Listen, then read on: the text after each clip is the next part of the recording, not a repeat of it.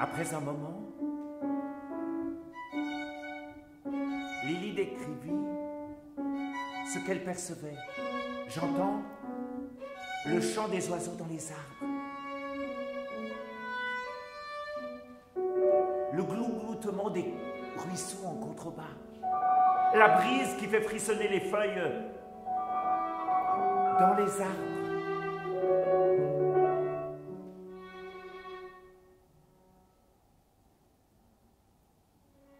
Très bien, Lily. Écoute avec plus d'attention. Lily essaya d'être encore plus réceptive. Oh, oh. J'entends les insectes qui se baladent dans les herbes. Le son des cloches que portent les vaches dans les prés au loin. J'entends aussi le battement de mon cœur.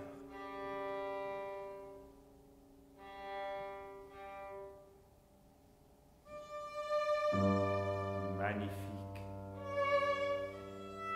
Ouvre-toi complètement à ce qui t'entoure. Oh, mais c'est fou, dit Lily avec étonnement. J'entends le mouvement de la sève dans l'arbre juste à côté. J'entends le sang qui circule dans mes veines.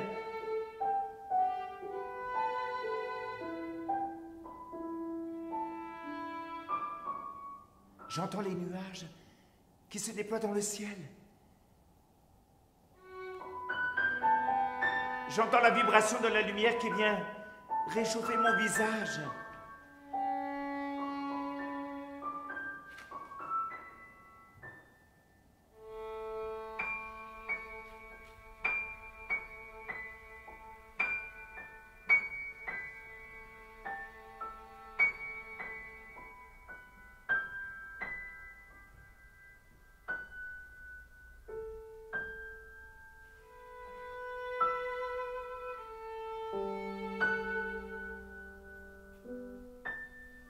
J'entends maintenant la Terre qui tourne sur son axe.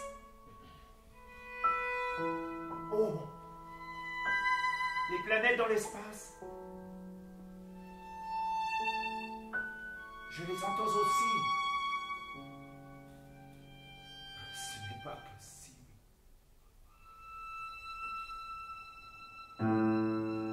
Je le savais dès que je t'ai vu, Lily.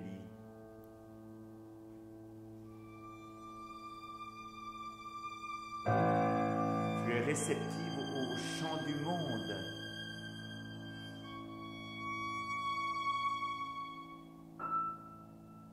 C'est ça le chant du monde?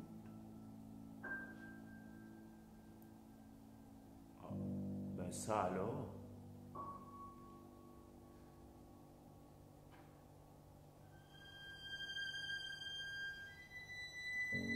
L'expérience ne s'arrête pas là.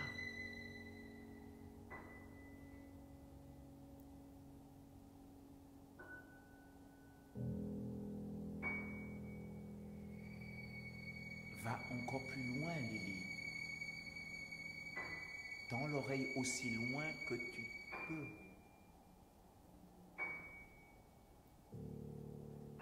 Au-delà des étoiles dans le ciel. Et en même temps, au plus profond de toi.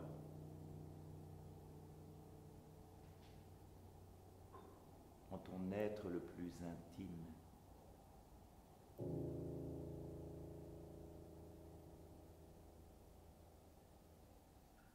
Lily ouvrit subitement les yeux. Elle avait l'air abasourdie. Elle regarda François d'un air grave et murmura d'un ton solennel. J'ai entendu la voix du silence. François regarda Lily avec intensité. Le chant du monde prend sa source dans le silence. La chose qui passe la plus inaperçue, qui est masquée par toutes les autres choses.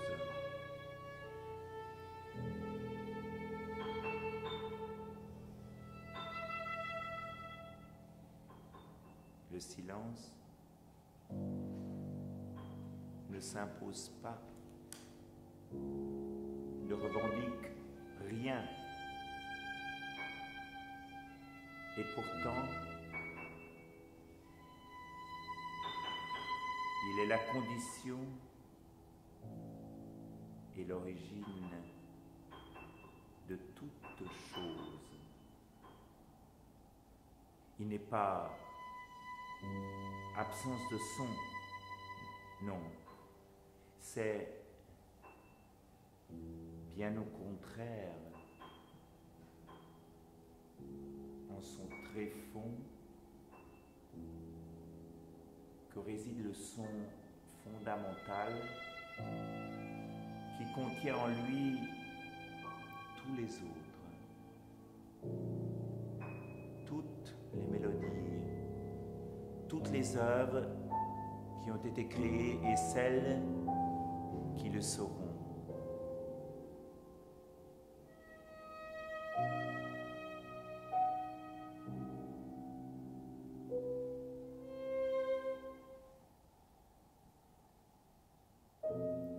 Lily écoutait abasourdie les propos de François.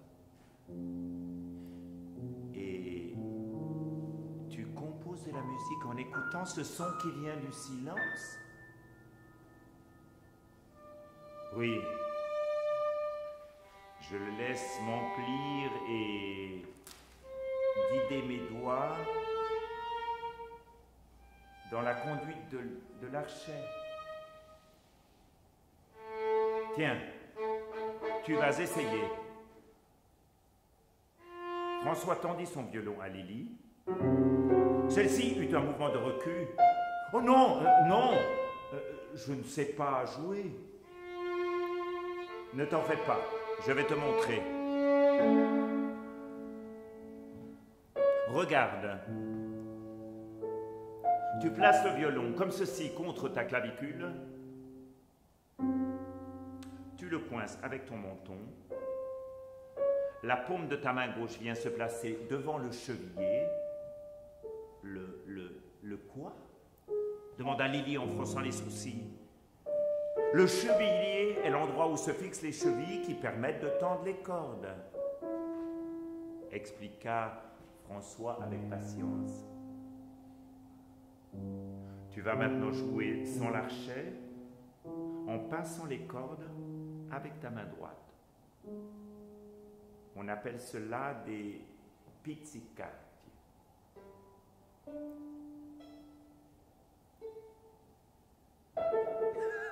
C'est rigolo, ne put s'empêcher de commenter Lily. Comme des spaghettis.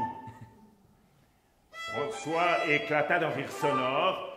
Lily lui emboîta le pas. Comme cela lui faisait du bien de rire à nouveau. Elle n'en avait pas eu l'occasion depuis si longtemps.